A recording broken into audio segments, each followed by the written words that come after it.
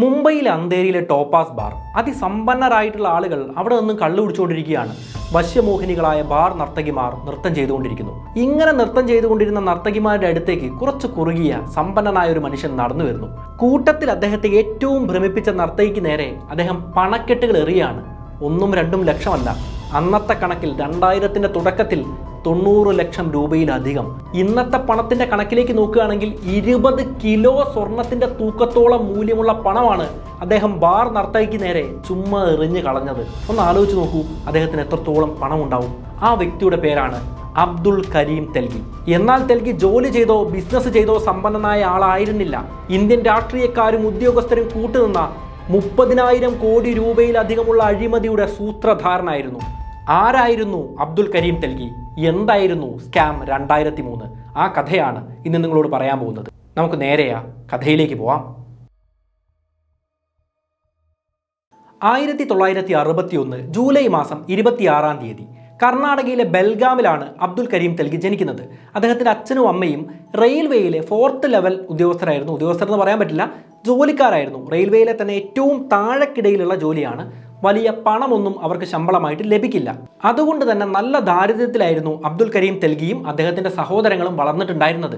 എന്നാൽ തെൽഗിക്ക് 7 വയസ്സുള്ള സമയത്ത് അദ്ദേഹത്തിന്റെ അച്ഛൻ മരണപ്പെടുകയാണ്. അച്ഛനും അമ്മയും ഒന്നിച്ച് അധ്വാനിച്ചാൽ മാത്രമേ കുടുംബം മുന്നോട്ട് പോകുമായിരുന്നുള്ളൂ. ആ സമയത്താണ് അച്ഛൻ മരണപ്പെടുന്നത്. കുട്ടികളെല്ലാം ചെറിയ കുട്ടികളാണ്.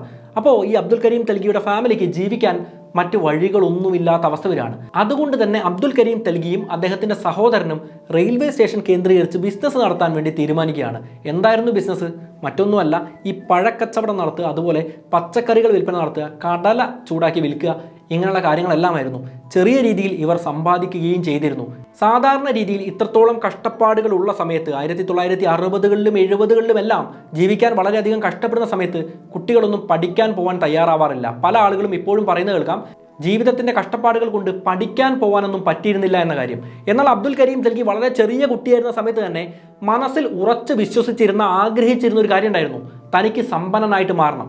ഇങ്ങനെ സമ്പന്നനായിട്ട് മാറാൻ വേണ്ടി അദ്ദേഹം ആദ്യം നല്ല രീതിയിൽ പഠിക്കാൻ വേണ്ടി തയ്യാറാവാണ്. സ്കൂളിൽ പോകുന്നുണ്ട്, നല്ല രീതിയിൽ പഠിക്കുന്നുണ്ട്. ഇംഗ്ലീഷ് മീഡിയം സ്കൂളിലാണ് അദ്ദേഹം പഠിക്കുന്നത്. പഠനത്തിന് ആവശ്യമായ പണമെല്ലാം അദ്ദേഹം തന്നെ കടല വിറ്റും പച്ചക്കറികൾ വിറ്റുമായിരുന്നു സമ്പാദിച്ചിരുന്നതും. 1984 ആവുമ്പോൾ ഇദ്ദേഹം BCom അടക്കം പൂർത്തിയാക്കി കോളേജിൽ നിന്ന് പുറത്തു വരുന്നുണ്ട്. വിദ്യാഭ്യാസ ശേഷം ജോലിക്ക് വേണ്ടി മുംബൈയിലേക്കാണ് ആദ്യം പോകുന്നത്. ജോലി കിട്ടുകയും ചെയ്യുന്നുണ്ട്, പക്ഷേ ശമ്പളം വളരെ കുറവായിരുന്നു. സമൂഹത്തിൽ നിലയും വിലയുമുള്ള ജോലിയായിരുന്നു ചെയ്തതെങ്കിലും ശമ്പളം കുറവാണല്ലോ. 1987 ഇദ്ദേഹത്തിന്റെ കല്യാണം കഴിയുന്നതോടെ ഈ ശമ്പളത്തിൽ ജീവിക്കാൻ പറ്റില്ല എന്ന അവസ്ഥ വരികയാണ്. അപ്പോൾ ഇദ്ദേഹം ചെയ്യുന്നൊരു കാര്യം സൗദി അറേബ്യയിലേക്ക് പോകാന്നുള്ളതായിരുന്നു. 1970കളിലും 80കളിലും സൗദി അറേബ്യ വളരെയധികം വികസനത്തിന്റെ പാതയിലായിരുന്നു. കാരണം മറ്റൊന്നുമല്ല, ലോകത്ത് എണ്ണ പ്രതിസന്ധി രൂപപ്പെട്ടിരുന്നു. നമ്മൾ പല വീഡിയോസിലും പറഞ്ഞിട്ടുള്ളതാണ്. ലോകത്ത് എണ്ണയുടെ വലിയ ആവശ്യം വന്ന സമയത്ത് സൗദിയിൽ ഉൽപ്പാദിപ്പിച്ചിരുന്ന എണ്ണ വളരെ കുറഞ്ഞ വർഷം കൊണ്ട് ഇരട്ടിയായിട്ട് മാറുന്നുണ്ട്. ഇത്തരത്തിൽ ഇരട്ടിയായി മാറണമെങ്കിൽ കൂടുതൽ തൊഴിലാളികൾ വേണമല്ലോ. കൂടുതൽ തൊഴിലാളികളെ കുറഞ്ഞ ശമ്പളത്തിൽ എവിടെ നിന്നാണ് കിട്ടുക? ഇന്ത്യ പോലുള്ള രാജ്യങ്ങളിൽ നിന്നാണ്. അബ്ദുൾ കരീം തെൽഗിയും അത്തരത്തിൽ സൗദി അറേബ്യയിലേക്ക് പോവാണ്. ഏതാണ്ട് 7 വർഷത്തോളം അദ്ദേഹം അവിടെ ജോലി ചെയ്തു. അവിടെയും ജോലി ചെയ്തതിൽ നിന്ന് അദ്ദേഹത്തിനൊരു കാര്യം വ്യക്തമാവുകയാണ്, ജോലി ചെയ്തുകൊണ്ട് മാത്രം ഒരാൾക്കും സമ്പന്നനാവാൻ സാധിക്കില്ല. 1980കളിൽ ഗൾഫ് രാജ്യങ്ങളിലേക്ക് വ്യാപകമായി ഇന്ത്യക്കാരുടെ ഒഴുക്ക് അദ്ദേഹത്തിൻ്റെ ശ്രദ്ധയിൽപ്പെട്ട് അദ്ദേഹം നാട്ടിലേക്ക് തന്നെ തിരിച്ചു വരികയാണ്. നാട്ടിൽ തിരിച്ചു വന്ന് അദ്ദേഹം ചെയ്യാൻ ആഗ്രഹിച്ച കാര്യം ബിസിനസ് തന്നെയായിരുന്നു. എന്താണ് ആ സമയത്ത് മാർക്കറ്റിൽ ഏറ്റവും കൂടുതൽ വിജയിക്കാൻ സാധ്യതയുള്ള സംരംഭം? മറ്റൊന്നുമല്ല, ആളുകളെ വിദേശത്തേക്ക് കയറ്റി അയക്കുന്ന കമ്പനി നിർമ്മിക്കുക. അറേബ്യൻ മെട്രോ ട്രാവൽസ് എന്ന പേരിൽ ഒരു കമ്പനി അദ്ദേഹം നിർമ്മിക്കുകയാണ്. അദ്ദേഹത്തിന് കൂടുതൽ ക്ലയൻസിന് വേണം. ആ സമയത്ത് ഒറ്റയ്ക്കൊന്നും ഗൾഫ് രാജ്യങ്ങളിലേക്ക് പോകാൻ പറ്റില്ലായിരുന്നു. ഇന്ത്യയിൽ നിന്നൊരു ട്രാവൽ ഏജൻസിയുടെ സഹായത്തോടെ മാത്രമേ ഗൾഫിലേക്ക് പോകാൻ സാധിച്ചിരുന്നുള്ളൂ. വലിയ സമ്പന്നനാവാൻ വേണ്ടിയിട്ടാണ് സ്വന്തമായിട്ട് ബിസിനസ് തുടങ്ങിയത്. എന്നാൽ വലിയ പണം ഉണ്ടാക്കണമെങ്കിൽ വലിയ ബിസിനസ് ചെയ്യണം. അതായത് 1-2 ആളെ കയറ്റി അയച്ചതുകൊണ്ട് കാര്യമല്ല, കൂട്ടത്തോടെ ആളുകളെ വിദേശത്തേക്ക് കയറ്റി അയക്കാൻ സാധിക്കണം. എന്നാൽ അത് അത്രത്തോളം എളുപ്പമുള്ള കാര്യമാണോ? അപ്പോൾ എങ്ങനെ കൂടുതൽ ആളുകളെ വിദേശത്തേക്ക് കയറ്റി അയക്കാൻ സാധിക്കും? സ്വാഭാവികമായും മറ്റ് ഏജൻസികൾക്ക് വിദേശത്തേക്ക് കയറ്റി അയക്കാൻ സാധിക്കാത്ത ആളുകളെ പോലും തങ്ങളുടെ ഏജൻസിക്ക് കയറ്റി അയക്കാൻ സാധിക്കണം. അങ്ങനെയുള്ള ആളുകൾ എന്ന് പറഞ്ഞാൽ ആരായിരിക്കും? പ്രധാനമായിട്ടും ഗാങ്സ്റ്റേഴ്സ് ആയിരിക്കും, അല്ലെങ്കിൽ ക്രിമിനൽ കേസുകളുള്ള ആളുകളായിരിക്കും, വിദേശത്ത് ജോലി ചെയ്യാൻ യോഗ്യതയില്ലാത്ത ആളുകളുമായിരിക്കും. അത്തരം ആളുകളെ എങ്ങനെ കയറ്റി അയക്കാൻ സാധിക്കും? എളുപ്പമാണ്. വ്യാജരേഖ നിർമ്മിച്ചാൽ മതി. ഒറിജിനലിനെ വെല്ലുന്ന വ്യാജരേഖ നിർമ്മിക്കാൻ അങ്ങനെയാണ് തെൽഗി പഠിക്കുന്നത്. അദ്ദേഹം നിരവധി വ്യാജരേഖകൾ നിർമ്മിച്ചു എന്ന് മാത്രമല്ല, ഇന്ത്യൻ ഗവൺമെന്റ് അച്ചടിച്ചിറക്കുന്ന പാസ്പോർട്ടിന്റെ വ്യാജൻ പോലും അദ്ദേഹത്തിന്റെ ഓഫീസിൽ നിന്നും അച്ചടിച്ചിറക്കിയിരുന്നു. ധാരാളം ആളുകൾ അങ്ങനെ ഗൾഫ് രാജ്യങ്ങളിലേക്ക് പോവുകയും ചെയ്തു. എന്നാൽ ഇത് നിരന്തരമായി എല്ലാ കാലവും നടക്കുമോ? തീർച്ചയായിട്ടും പിടിക്കപ്പെടും. ഇതേ കാര്യം തെൽഗിയുടെ കാര്യത്തിലും സംഭവിക്കുകയാണ്. അതായത് തെൽഗി വ്യാജരേഖ കൊടുത്ത് വിദേശത്തേക്ക് അയക്കാൻ ശ്രമിച്ച പലരെയും എയർപോർട്ടിൽ വെച്ച് പിടികൂടുകയാണ്. പലർക്കും വിദേശത്തേക്ക് പോകാനും സാധിക്കുന്നില്ല. അതുകൊണ്ട് ഇദ്ദേഹത്തിന്റെ പേരിൽ വഞ്ചനാ കുറ്റവും വ്യാജരേഖ ചമച്ചു എന്ന കുറ്റവും ചുമത്തപ്പെടുന്നു. മുംബൈ പോലീസ് ഇദ്ദേഹത്തെ കസ്റ്റഡിയിലെടുക്കുന്നു. 3 വർഷത്തേക്ക് ഇദ്ദേഹത്തിന് ജയിൽ ശിക്ഷ ലഭിക്കുകയാണ്. 1990 തുടക്കങ്ങളിലായിരുന്നു അബ്ദുൽ കരീം തെൽഗിയെ ഇങ്ങനെ ജയിലിലേക്ക് അയക്കുന്നത്. ഇദ്ദേഹം ജയിലിലെത്തിയ സമയത്ത് ഇദ്ദേഹത്തിനൊരു റൂംമേറ്റിനെ കിട്ടുകയാണ്. റാം റത്തൻ സോണി എന്നായിരുന്നു അദ്ദേഹത്തിന്റെ പേര്. ഈ റാം റത്തൻ സോണി ചെയ്ത തെറ്റെന്തായിരുന്നു? അദ്ദേഹം ജയിലിലാണല്ലോ. ഓഹരി വിപണിയുമായി ബന്ധപ്പെട്ട വ്യാജരേഖ ചമയ്ക്കുക, വ്യാജ റവന്യൂ സ്റ്റാമ്പുകൾ നിർമ്മിക്കുക തുടങ്ങിയ കുറ്റത്തിനാണ് ഇദ്ദേഹം അറസ്റ്റ് ചെയ്യപ്പെട്ടത്. ചക്കിക്കൊത്ത ചങ്കരൻ എന്ന് പറയുന്നത് പോലെ രണ്ടുപേരും വ്യാജരേഖ നിർമ്മിക്കാൻ വിദഗ്ധരായിട്ടുള്ള ആളുകളായിരുന്നു. അതുകൊണ്ട് തന്നെ ജയിലിൽ ഒരുപാട് ഫ്രീ ടൈം ഉണ്ടാവുമല്ലോ. ഇവർ തമ്മിൽ ബിസിനസിനെ കുറിച്ച് സംസാരിക്കുകയാണ്. രാംരത്തൻ സോണിയെ സംബന്ധിച്ചിടത്തോളം ചെറിയ ചെറിയ കുറ്റങ്ങൾ ചെയ്ത് പണക്കാരനാവുന്നതിനോട് താല്പര്യമില്ല. ചെയ്യുകയാണെങ്കിൽ വലിയ കാര്യങ്ങൾ ചെയ്യണം. ആ സമയത്ത് അബ്ദുൽ കരീം തെൽഗി ഇദ്ദേഹത്തെ ഒരു ഗുരുവിനെ പോലെ കാണുകയാണ്. കാരണം വ്യാജരേഖ ചമയ്ക്കുന്നതിന് നല്ല കഴിവുള്ള ആളാണ് എന്നത് മാത്രമല്ല, അല്പമൊക്കെ രാഷ്ട്രീയ സ്വാധീനവും ഉദ്യോഗസ്ഥ സ്വാധീനവും എല്ലാം രാംരത്തൻ സോണിക്ക് ഉണ്ട് താനും. രത്തൻ സോണി അന്ന് പ്രധാനപ്പെട്ട ഒരു കാര്യം പറയാണ്. ഏറ്റവും അധികം കുത്തഴിഞ്ഞു കിടക്കുന്ന ഗവൺമെന്റ് ഡിപ്പാർട്ട്മെന്റ് എന്ന് പറയുന്നത് സ്റ്റാമ്പ് പേപ്പർ ഓഫീസാണ്. അതായത് സ്റ്റാമ്പ് പേപ്പർ ഓഫീസ് കൃത്യമായിട്ട് പ്രവർത്തിക്കുന്നില്ല. അതിനെ ഓഡിറ്റ് ചെയ്യാനോ നോക്കാനോ ഒന്നും കാര്യമായിട്ട് ഗവൺമെന്റ് മെനക്കെടാറുമില്ല. അതുകൊണ്ട് സ്റ്റാമ്പ് പേപ്പർ വ്യാജമായിട്ട് അടിച്ചു കഴിഞ്ഞാൽ, നമുക്കറിയാം സ്റ്റാമ്പ് പേപ്പർ ധാരാളം ആവശ്യങ്ങൾക്ക് ഉപയോഗിക്കാറുണ്ടല്ലേ. സ്ഥലം രജിസ്റ്റർ ചെയ്യുന്ന സമയത്ത് സ്റ്റാമ്പ് പേപ്പർ മേടിച്ച് ഉപയോഗിക്കാറില്ലേ? കോടതികളുമായി ബന്ധപ്പെട്ട വ്യവഹാരങ്ങൾക്ക് സ്റ്റാമ്പ് പേപ്പറുകൾ ഉപയോഗിക്കാറില്ലേ? വ്യത്യസ്തമായ സ്റ്റാമ്പ് പേപ്പറുകളാണെങ്കിലും ഉപയോഗിക്കാറുണ്ട്. 10 രൂപ തൊട്ട് 500 രൂപ വരെ വിലയുള്ള വ്യത്യസ്ത തരം സ്റ്റാമ്പ് പേപ്പറുകളുണ്ട്. സ്ഥലം വാങ്ങുകയോ വിൽക്കുകയോ ഒക്കെ ചെയ്യുന്ന സമയത്ത് സ്റ്റാമ്പ് പേപ്പറുകൾ ഉപയോഗിക്കാറുണ്ടല്ലേ. ഈ സ്റ്റാമ്പ് പേപ്പർ മേടിക്കുന്നതിലൂടെ 500 രൂപയുടെ ഒരു സ്റ്റാമ്പ് പേപ്പർ നമ്മൾ മേടിക്കുകയാണെങ്കിൽ ഗവൺമെന്റിന് നമ്മൾ 500 രൂപ കൊടുക്കുക എന്നതാണ് അതിൻ്റെ അർത്ഥം. എന്നാൽ ഇത് വ്യാജമായിട്ട് നിർമ്മിച്ചാലോ? ഗുണങ്ങളേറെയാണ്. കാരണം എന്താണ്? നമ്മൾ നോട്ടച്ചടിക്കുന്ന പോലെയല്ല. നോട്ടച്ചടിച്ചു കഴിഞ്ഞാൽ അത് മാർക്കറ്റിലൂടെ കറങ്ങും, പിടിക്കപ്പെടാനുള്ള സാധ്യത വളരെ അധികമാണ്. അതേസമയം സ്ഥലം വിൽക്കുന്നവനും വാങ്ങുന്നവനും ഇതൊരു വ്യാജ സർട്ടിഫിക്കറ്റ് ആണ് എന്നറിയാതെ അതിൽ ഒപ്പിട്ട് കൊടുക്കുകയാണെങ്കിൽ അത് കൈവശം വെച്ചിട്ടുള്ള ആൾ തൻ്റെ വീട്ടിലെ ലോക്കറിലോ ബാങ്കിൻ്റെ ലോക്കറിലോ ആയിരിക്കും ആ ഒരു രേഖ വെക്കുക. അതുകൊണ്ട് തന്നെ ഇത് വ്യാജനാണ് എന്ന് തിരിച്ചറിയാൻ വളരെയധികം പ്രയാസമായിരിക്കും. അപ്പോൾ നോട്ടിൻ്റെ അതേ മൂല്യത്തിൽ വ്യാജ സ്റ്റാമ്പ് പേപ്പറുകൾ അച്ചടിക്കുകയാണെങ്കിൽ വലിയ രീതിയിൽ ലാഭമാക്കി മാറ്റാൻ സാധിക്കുമെന്ന് സോണി കൃത്യമായിട്ട് തെൽഗിയോട് പറഞ്ഞു കൊടുത്തു. കുത്തഴിഞ്ഞ് കിടക്കുന്ന ഒരു ഗവൺമെന്റ് ഡിപ്പാർട്ട്മെന്റ് ആയതുകൊണ്ട് 1990കളിൽ സ്റ്റാമ്പ് പേപ്പർ അത്രത്തോളം മാർക്കറ്റിലേക്ക് എത്തിയിരുന്നില്ല. ജനങ്ങളുടെ ആവശ്യത്തിന് പോലും ഇത് ലഭ്യമായിരുന്നില്ല. അല്ലെങ്കിൽ ഡിസ്കൗണ്ടോടെ ഈ സ്റ്റാമ്പ് പേപ്പറുകൾ ആർക്കും വിൽക്കാൻ സാധിക്കുമായിരുന്നില്ല. അപ്പോൾ ഇവരൊരു കാര്യം തിരിച്ചറിയാണ്, കൃത്യമായിട്ടുള്ള സമയമാണ്. ഈ സമയത്ത് വ്യാജനടിച്ച് മാർക്കറ്റിലേക്ക് കൊടുത്തു കഴിഞ്ഞാൽ ചൂടപ്പം പോലെ വിറ്റഴിയുന്നതാണ്. പക്ഷേ എല്ലാവർക്കും സ്റ്റാമ്പ് പേപ്പറുകൾ വിൽക്കാൻ സാധിക്കുമോ? ഇല്ല. അതിനൊരുപാട് പ്രൊസീജിയേഴ്സ് ഉണ്ട്. അത് വിൽക്കണമെങ്കിൽ പ്രത്യേകമായിട്ടുള്ള ബിസിനസ് ലൈസൻസ് വേണം. സൂപ്രണ്ടന്റ് ഓഫ് സ്റ്റാമ്പാണ് ഇതിന് വേണ്ട ലൈസൻസ് കൊടുക്കുന്നത്. അത് എല്ലാവർക്കും കിട്ടുന്ന ഒരു കാര്യമല്ല.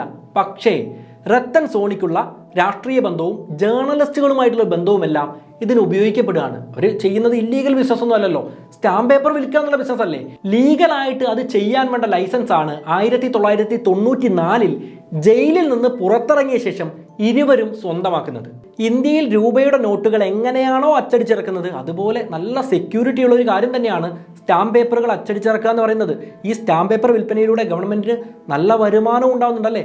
ഗവൺമെന്റ് അത്തരത്തിലാണ് സ്ഥലമൊക്കെ വിൽക്കുന്ന സമയത്ത് വലിയ രീതിയിൽ തന്നെ പണം സ്വരൂപിക്കുന്നത്. എന്നാൽ എങ്ങനെയാണ് ഇതിൻ്റെ വ്യാജന അച്ചടിച്ചിറക്കാൻ പറ്റുക? അതിന് പ്രത്യേകമായിട്ടുള്ള പേപ്പറുകൾ ഉണ്ടാവും. നോട്ടിൻ്റെ പേപ്പർ നമുക്കറിയാം, നമ്മൾ മാർക്കറ്റിൽ കിട്ടുന്ന രീതിയിലുള്ള പേപ്പർ അല്ല. ആ പേപ്പർ എവിടെ നിന്നാണ് വാങ്ങുന്നത് എന്ന കാര്യം പോലും ഇന്ത്യക്കാർക്ക് അറിയുന്നതല്ല. അത്രത്തോളം സെക്യൂരിറ്റി ഉള്ള ഒരു കാര്യമാണ്. അതിന് ഏത് തരം മഷിയാണ് ഉപയോഗിക്കുന്നത് എന്ന കാര്യം നമുക്ക് ആർക്കും അറിയില്ല. കാരണം എന്താണ്? അതും സെക്യൂരിറ്റിയുമായി ബന്ധപ്പെട്ട കാര്യമാണ്. അപ്പോൾ എങ്ങനെയാണ് കൃത്യമായിട്ട് ഈ വ്യാജ സ്റ്റാമ്പ് പേപ്പറുകൾ അച്ചടിച്ചിറക്കാൻ പറ്റുക? ലോകത്തിൻ്റെ ഏത് രാജ്യങ്ങൾ നമ്മൾ നോക്കിയാലും അതിൻ്റെ എല്ലാം നോട്ടുകളിൽ ഉള്ളതുപോലെ സുരക്ഷാ സംവിധാനങ്ങളും സ്റ്റാമ്പ് പേപ്പറുകളിലുണ്ട്. എന്നാൽ ഈ പ്രശ്നത്തെ പരിഹരിക്കാൻ കരീം തെൽഗി ഒരു മാർഗം കണ്ടുപിടിക്കുകയാണ്. മറ്റൊന്നുമായിരുന്നില്ല, നാസിക്കിലെ സെക്യൂരിറ്റി പ്രസ്സിലാണ് ഈ ഒരു സ്റ്റാമ്പ് പേപ്പറുകൾ അച്ചടിച്ചിറക്കുന്നത്. നമുക്കറിയാം 1990കളിൽ സ്റ്റാമ്പ് പേപ്പർ ഓഫീസ് എന്ന് പറയുന്നത് ഗവൺമെന്റിന്റെ ഏറ്റവും കുത്തഴിഞ്ഞ ഡിപ്പാർട്ട്മെന്റായി കണക്കാക്കപ്പെട്ടതാണ്. അപ്പോൾ നാസിക്കിലെ സെക്യൂരിറ്റി പ്രസ്സിൽ ഈ മെഷീൻ കേടാവുമല്ലോ, അച്ചടിക്കുന്ന മെഷീൻ കേടാവുമല്ലോ. അപ്പോൾ അത് ലേലം ചെയ്ത് ഒഴിവാക്കുന്ന ഒരു പരിപാടിയുണ്ട്. പക്ഷേ നോട്ട് അച്ചടിച്ചിറക്കുന്ന മെഷീൻ വെറുതെ ലേലം ചെയ്ത് ഒഴിവാക്കാൻ പറ്റുമോ? തീർച്ചയായിട്ടും പറ്റില്ല.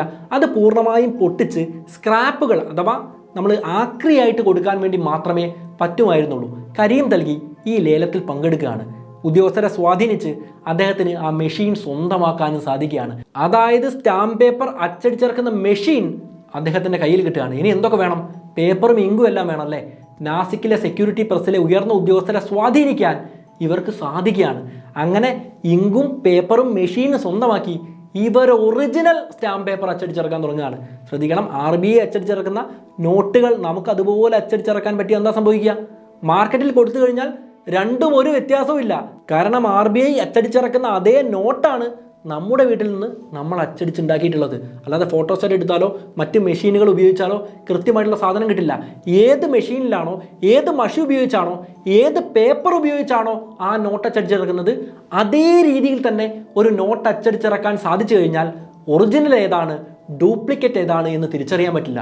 ഇതേ രീതി തന്നെയാണ് കരീം തൽഗി അച്ചടിച്ചിറക്കുന്ന സ്റ്റാമ്പ് പേപ്പറിൻ്റെ കാര്യത്തിലും സംഭവിക്കുന്നത്. 1994 യഥാർത്ഥത്തിൽ ഈ തട്ടിപ്പ് പരിപാടികൾ ആരംഭിക്കുന്നത്. എന്നാൽ ഏതാണ്ട് ഒരു വർഷം കഴിയുമ്പോൾ 1995 ആവുന്ന സമയത്ത് നാസിക് സെക്യൂരിറ്റി പ്രസ്സിലെ ഉദ്യോഗസ്ഥരുമായിട്ട് കരീം തൽഗി തെറ്റുകയാണ്, ഒരു ഉടക്കുണ്ടാവുകയാണ്. അപ്പോൾ പോലീസിന് വിവരം ലീക്കായി കിട്ടുന്നു, ഇദ്ദേഹം മഷിയും പേപ്പറും എല്ലാം കൊണ്ടുപോയിട്ടുണ്ട്. അപ്പോൾ വ്യാജം അടിച്ചിറക്കാൻ സാധ്യതയുണ്ട്. അപ്പോൾ ഇദ്ദേഹത്തിൻ്റെ ലൈസൻസും ആ സമയത്ത് തന്നെ റദ്ദാക്കപ്പെടുന്നുണ്ട്. 331 സ്റ്റാമ്പ് പേപ്പറുകളാണ് അന്ന് കരീം തൽഗിയുടെ കയ്യിൽ നിന്നും പിടിച്ചെടുത്തത്. നാസിക്കിലെ ഉദ്യോഗസ്ഥരുമായിട്ട് തെറ്റി ഈ കാര്യങ്ങൾ പോലീസിന് ഏകദേശം മനസ്സിലായി.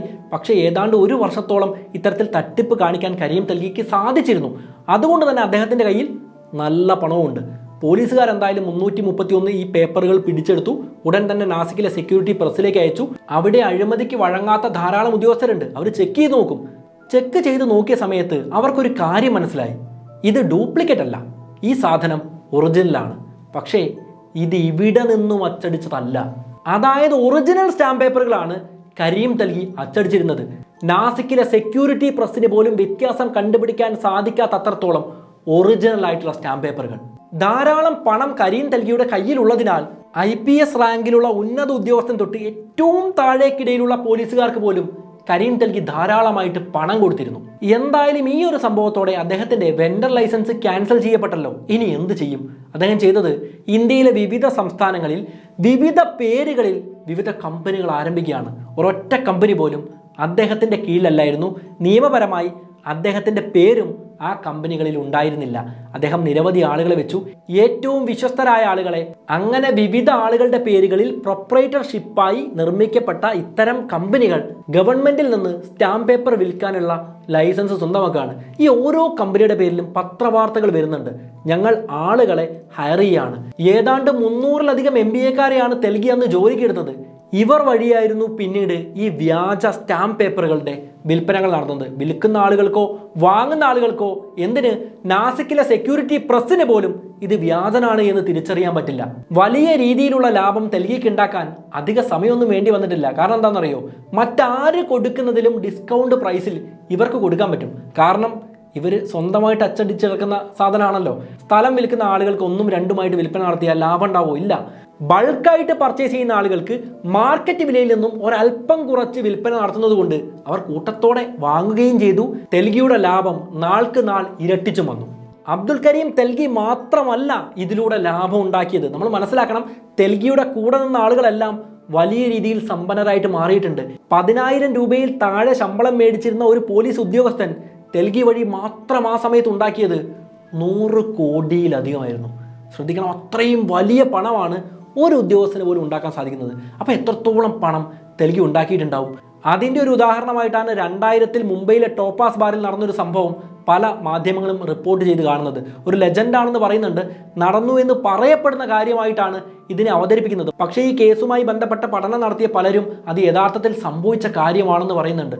90 ലക്ഷം ഒറ്റ ദിവസം ഒരൊറ്റ രാത്രി ഒരു ബാർ ഡാൻസർക്ക് എറിഞ്ഞു കൊടുക്കുകയാണ്. ദി ഹിന്ദുവിലെല്ലാം ഇതിനെക്കുറിച്ച് വന്നിട്ടുള്ള ന്യൂസ് നമ്മൾ നോക്കുകയാണെങ്കിൽ അന്നത്തെ സമയത്ത് 90 ലക്ഷം എന്ന് പറഞ്ഞു കഴിഞ്ഞാൽ ഇന്ന് 20 കിലോ സ്വർണത്തിൻ്റെ പണമാണ്. ഇന്ന് 20 കിലോ സ്വർണത്തിന് എത്രത്തോളം പണം ഉണ്ടാവും? ഒന്ന് കാൽക്കുലേറ്റ് ചെയ്ത് കമൻറ്റിൽ എഴുതിയേക്കൂ. എന്താണെങ്കിലും ഇത്രത്തോളം പണം ബാർ ഡാൻസർക്ക് മാത്രം കൊടുക്കുന്ന ഒരു മനുഷ്യനാണല്ലോ. അപ്പോൾ ഇദ്ദേഹത്തിൻ്റെ ലാഭം വളരെ കൂടുതലായിരിക്കുമല്ലോ. അപ്പോൾ ഇദ്ദേഹം പോലീസുകാർക്ക് കൊടുക്കുന്നത് കുറച്ച് കുറവല്ലേ? ഇത് ഞാനല്ല ചിന്തിച്ചത്, പല പോലീസുകാരും ഇതേ കാര്യം ചിന്തിക്കുകയാണ്. അപ്പോൾ പണം കൂടുതൽ വേണമെന്ന് അവർ തെൽഗിയോട് ആവശ്യപ്പെടുകയും ചെയ്യുന്നുണ്ട്. ഈ സമയത്ത് പോലീസുമായിട്ട് ചെറിയ കശപിശ ഉണ്ടാവുന്നു. അപ്പോൾ ഇദ്ദേഹത്തിന് നേരെ വരുന്ന ആരോപണങ്ങൾ അധികവും റിപ്പോർട്ട് ചെയ്യപ്പെടുകയാണ്. ഇദ്ദേഹത്തിൻ്റെ അഴിമതിയുടെ കാര്യങ്ങൾ സത്യസന്ധരായിട്ടുള്ള ഉദ്യോഗസ്ഥരും ശ്രദ്ധിക്കുകയാണ്. പല ആളുകളെയും അന്വേഷണ ചുമതലയെല്ലാം ഏൽപ്പിക്കുന്നുണ്ട്. എന്നാൽ അന്വേഷണത്തിന് വേണ്ടി എത്തുന്ന ഓഫീസർമാരില്ലേ, ഇവരുമായിട്ട് 5 നിമിഷം സംസാരിച്ച് കഴിയുന്ന സമയത്ത് തന്നെ തെൽഗി അറസ്റ്റ് ചെയ്യാതെ പ്രത്യേകിച്ച് ഒന്നും ചോദിക്കാതെ ചിരിച്ച് തിരിച്ചു പോകുന്ന കാഴ്ചയാണ് പലരും കണ്ടിട്ടുള്ളത്. കാര്യം വേറെ ഒന്നുമല്ലായിരുന്നു, 5 മിനിറ്റിനുള്ളിൽ അവരെ സെറ്റിൽ ചെയ്യാൻ തെൽഗിക്ക് സാധിക്കുമായിരുന്നു. അത്രത്തോളം പണം അദ്ദേഹത്തിൻ്റെ കയ്യിലുണ്ടായിരുന്നു. എത്രത്തോളം അഴിമതി നടത്തിയാലും, എന്തെല്ലാം തട്ടിപ്പ് കാണിച്ചാലും, എന്തെല്ലാം ക്രിമിനൽ പ്രവർത്തനങ്ങൾ കാണിച്ചാലും കേസ് കോടതിയിൽ എത്തിയാലല്ലേ ശിക്ഷിക്കപ്പെടൂ. പോലീസിൻ്റെ IPS ഉദ്യോഗസ്ഥരെ മുതൽ ഏറ്റവും താഴെക്കിടയിലുള്ള പോലീസ് ഉദ്യോഗസ്ഥരെയും രാഷ്ട്രീയത്തിലെ പ്രധാന നേതാക്കളെയും പണം കൊടുത്ത് വിലക്കി വാങ്ങിയ ഒരു മനുഷ്യന് കേസ് കോടതിയിലെത്തും എന്ന ഭയം വേണോ? അതായിരുന്നു അദ്ദേഹം ചിന്തിച്ചിരുന്നത്. എന്നാൽ പ്രതിപക്ഷത്തെക്കുറിച്ചും സത്യസന്ധരായ ഉദ്യോഗസ്ഥരെക്കുറിച്ചും മാധ്യമങ്ങളെക്കുറിച്ചും അദ്ദേഹം ഓർത്തിരുന്നില്ല. ജയന്തം തിനകർ എന്ന് പേരുണ്ടായിരുന്ന രാം കരീം തെൽഗിയുടെ ഒരു അയൽവാസി ഉണ്ടായിരുന്നു. അദ്ദേഹം കരീം തെൽഗിയുടെ ഈ ഒരു വളർച്ച കണ്ട് വല്ലാതെ ഞെട്ടിപ്പോവാണ്. കാരണം താനൊക്കെ നല്ല രീതിയിൽ ജീവിച്ചിരുന്ന സമയത്ത് ഒന്നുമില്ലാതെ ജീവിച്ചിരുന്ന ഒരു കുടുംബമാണ്. ഇവർക്ക് എങ്ങനെയാണ് ഇത്രയും പണം ഉണ്ടായത്? ഇദ്ദേഹം തെൽഗിയുടെ പുറകെ ഒന്ന് അന്വേഷണവുമായിട്ട് നടക്കുകയാണ്.